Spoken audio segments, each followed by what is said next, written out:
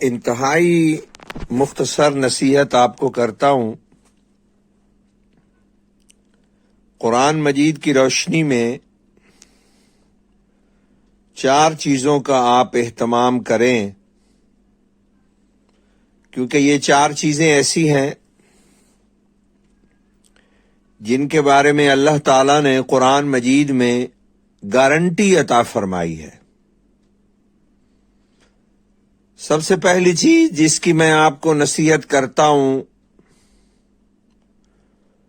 وہ ہے کہ ہمیشہ اللہ تعالیٰ کا شکر ادا کریں، کیونکہ حق تعالیٰ نے قرآن مجید میں ارشاد فرمایا کہ لَإِن شَكَرْتُمْ لَأَزِيدَنَّكُمْ، اگر تم شکر ادا کرو گے تو میں تمہیں اور زیادہ عطا کروں گا۔ یہ اللہ نے گارنٹی دی ہے۔ شکر پر اللہ نے برکت اور رحمت کی گارنٹی دی ہے۔ اگر آپ نماز پڑھ کر اللہ تعالیٰ کا شکر ادا کریں گے تو اللہ تعالیٰ اور زیادہ نمازوں کی سعادت آپ کو عطا فرمائے گا۔ اگر آپ تلاوت پر اللہ کا شکر ادا کریں گے تو اور زیادہ تلاوت نصیب ہوگی۔ اسی طرح ماں باپ کی خدمت پر، علم حاصل کرنے پر، غریبوں کی مدد پر، اگر آپ غریبوں کی، محتاجوں کی، مسکینوں کی، پریشان حال لوگوں کی مدد کرتے ہیں تو اس پر بھی آپ اللہ تعالیٰ کا شکر ادا کریں، تاکہ اللہ تعالیٰ یہ اور زیادہ آپ کو خدمت کی سعادت عطا فرمائے۔ اللہ نے گارنٹی دی ہے کہ لَإِن شَكَرْتُمْ لَأَزِيدَنَّكُمْ، اگر تم شکر ادا کرو گے میں نعمتوں میں اضافہ کر دوں گا۔ اور دوسری چیز جس کی میں آپ کو نصیحت کرتا ہوں قرآن کی روشنی میں وہ یہ ہے کہ فَاذْكُرُونِي اذکرکم۔ اللہ تعالیٰ فرماتے ہیں کہ تم مجھے یاد کرو، میں تمہیں یاد کروں گا۔ انسان کا یاد کرنا، اللہ تعالیٰ کا ذکر کرنا انسان کی اوقات کے مطابق ہے، اور اللہ کا یاد کرنا اللہ کی شان کے مطابق۔ انسان کا یاد کرنا یہ ہے کہ محبت سے اپنے رب کا نام لے، اس کی عظمتوں اور شانوں کا تذکرہ کرے، اس سے دعا مانگے، اس کی فرمانوں کی اطاعت کرے۔ اللہ کے فرمانوں کو ماننا یہ بھی ذکر الہی ہے۔ اللہ تعالیٰ کا حکم یاد کر کے گناہوں سے بچنا یہ بھی ذکر الہی ہے۔ اللہ تعالیٰ کا کوئی حکم یاد کر کے اس پر عمل پیرا ہو جانا، یا کوئی حکم یاد کر کے برائی سے رک جانا، یہ بھی ذکر الہی ہے۔ تو اللہ نے فرمایا فَاذْكُرُونِي، تم اطاعت کے ذریعے سے مجھے یاد کرو، اذکرکم، میں رحمت فرما کر تمہیں یاد کروں گا، مغفرت فرما کر تمہیں یاد کروں گا، میں دنیا اور آخرت میں عزت دے کر اور رحمتیں نازل کر کے تمہیں یاد کروں گا۔ تو یہ اللہ تعالیٰ نے گارنٹی دی ہے۔ شکر پر اللہ نے گارنٹی دی ہے کہ لَإِن شَكَرْتُمْ لَأَزِيدَنَّكُمْ، اور ذکر پر اللہ نے گارنٹی دی ہے کہ فَاذْكُرُونِي، اگر تم مجھے یاد کرو گے اذکرکم، میں بھی تمہیں یاد کروں گا۔ اور تیسری چیز جس کی میں آپ کو قرآن کی روشنی میں نصیحت کرتا ہوں وہ ہے ادعونی استجب لکم۔ اللہ تعالیٰ فرماتے ہیں تم مجھے پکارو، دعا مانگو، میں قبول کروں گا۔ دعاؤں پر اللہ تعالیٰ نے قبولیت کی گارنٹی دی ہے۔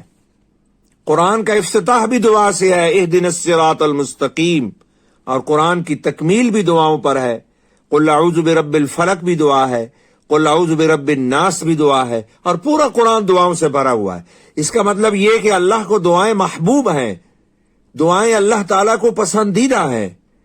1,24,000 پیغمبروں، فرشتوں، تمام مخلوقات کا طریقہ ہے اللہ سے دعا مانگنا۔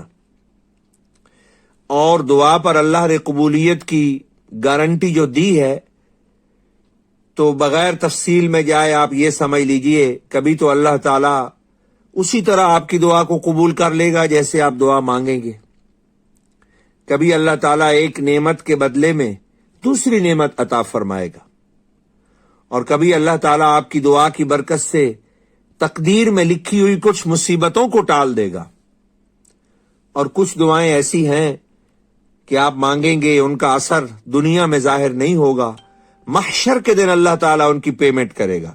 بہرحال آپ کی دعا ضائع نہیں ہوگی، ہر حال میں قبول ہوگی۔ اس کا اثر کیسے ظاہر ہوگا، یہ اللہ تعالیٰ اپنے علم کے ذریعے سے اس کا فیصلہ خود فرمائے گا، کیونکہ اگر اللہ تعالیٰ ہماری مرضی کے مطابق دعاؤں کو قبول کرے تو جیسے آپ یوں سمجھ لیں کہ ایک نادان آدمی ہو، وہ خدا نہ خواستہ یہ دعا مانگ دے کہ پوری دنیا تباہ ہو جائے،